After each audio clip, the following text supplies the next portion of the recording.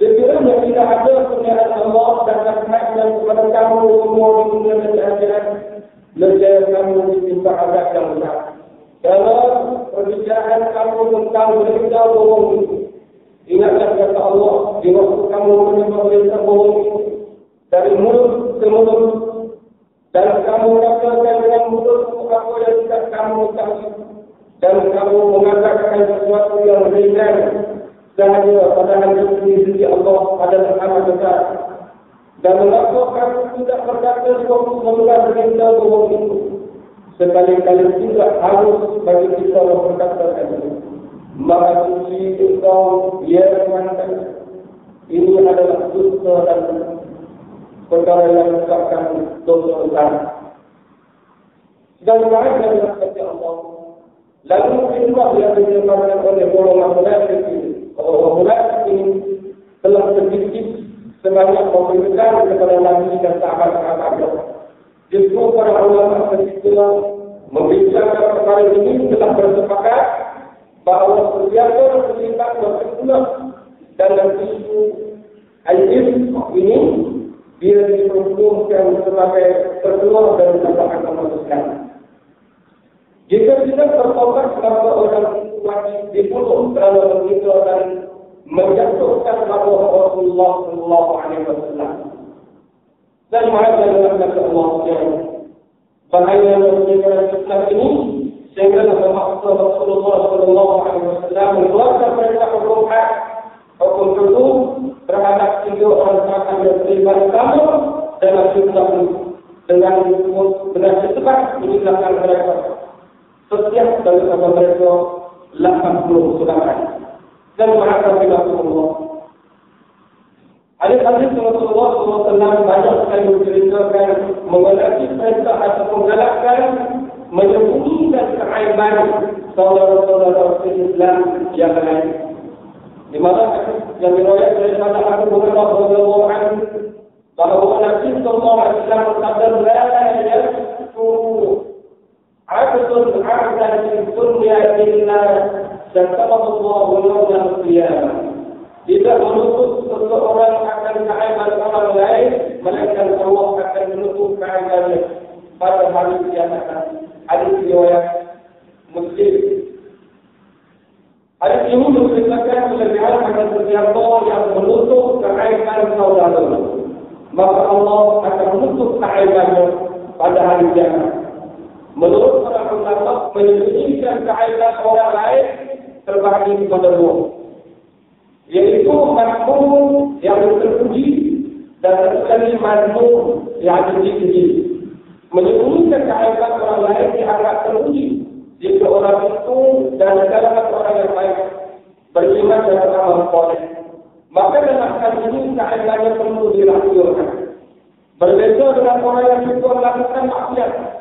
Orang yang suka melakukan dengan jinayah dan maksiat yang Allah, yang berbangga dengan maksiat yang dilakukan dan suka menceritakan maksiatnya kepada orang lain, maka harus diceritakan kejahatannya supaya pada dapat dihukum sesungguhnya menjadi pengajaran kepada orang-orang lain.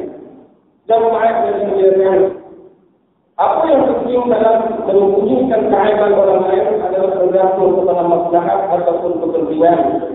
Jika kepentingan untuk perbuatan tersebut maka perlu dirahsiakan, begitulah sebaliknya.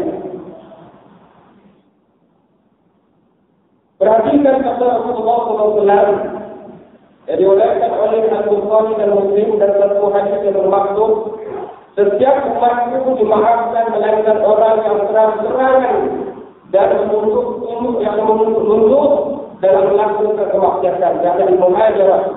Dan sesungguhnya termasuk di bawah muhajarah adalah orang yang baru melakukan kejahatan pada malam hari.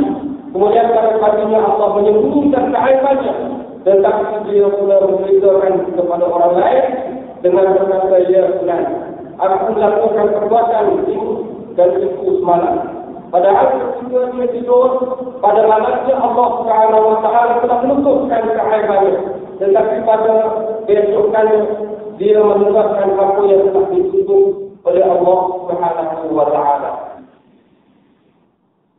Islam amat melarang umatnya Islam sehingga orang yang telah berkumpul dengan perhubungan hak ditegak daripada dirinya dan diaibkan sebagaimana hadis Nabi sallallahu alaihi wasallam diriwayatkan oleh Abu Hurairah yang bermaksud seorang yang telah meminum arak dibawa kepada Nabi lalu Nabi memerintahkan supaya lelaki tersebut dibakar. Lalu Abu Hurairah menceritakan ada di antara kita yang memukul dengan tangan, ada yang memukul dengan sepatunya, ada juga yang memukul dengan pakaiannya. Ketika lelaki tersebut beredar, setelah kau menghina dengan mengatakan semoga Allah menghina engkau, lalu Nabi menadar dengan kata-Nya, jangan mengeluarkan perkataan itu, nanti syaitan akan mengambil keluar daripada apa yang kamu katakan. Dan baik yang berkata Allah SWT. Larangan ajaran Islam tentang perkara yang berkaitan tentang Islam adalah demi menjaga hubungan silaturahim dan persatuan sesama umat Islam. Musuh-musuh Islam akan gembira apabila melihat umat Islam membenci sesama mereka, menghina sesama mereka, aib dan memfitnah di antara mereka. Golongan yang dalam hatinya ada perasaan benci dan angkat kepada saudara Islamnya merupakan golongan yang ada dalam dirinya sifat-sifat munafik. Tidak ada perkara yang tidak boleh diselesaikan dalam Islam. Tidak ada perkara yang tidak boleh diselesaikan di dalam Islam. Islam amat menganjurkan perbincangan dan pertemuan bagi menyelesaikan segala masalah, perselingkuhan dan perbedaan di antara umat Islam. Mengaitkan saudara Islam dan lain tanpa bukti dan fakta yang tepat merupakan satu jenayah yang sangat sedar kepada perpaduan umat Islam. Oleh demikian, umat Islam sewajarnya melupakan perbedaan yang bersifat pribadi dan meletakkan kepentingan dan perpaduan Allah lebih utama, lebih dalam segala-galanya. Muslimin dan muslimat yang dirahmati Allah sekalian, أعوذ بالله من الشيطان الرجيم إن الذين فتنوا المؤمنين والمؤمنات ثم لم يتوبوا فلهم عذاب جهنم ولهم عذاب الحريق.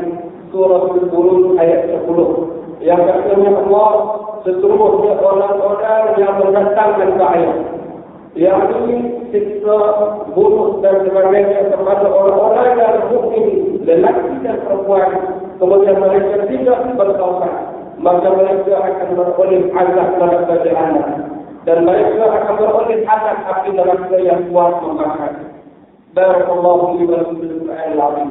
Wa nafa'ani wa iyyakum bi hadhihi al-ayati wal hakim. Wa taqabbal minni wa minkum tilawatan innahu huwas samiul alim. Amin. Amin.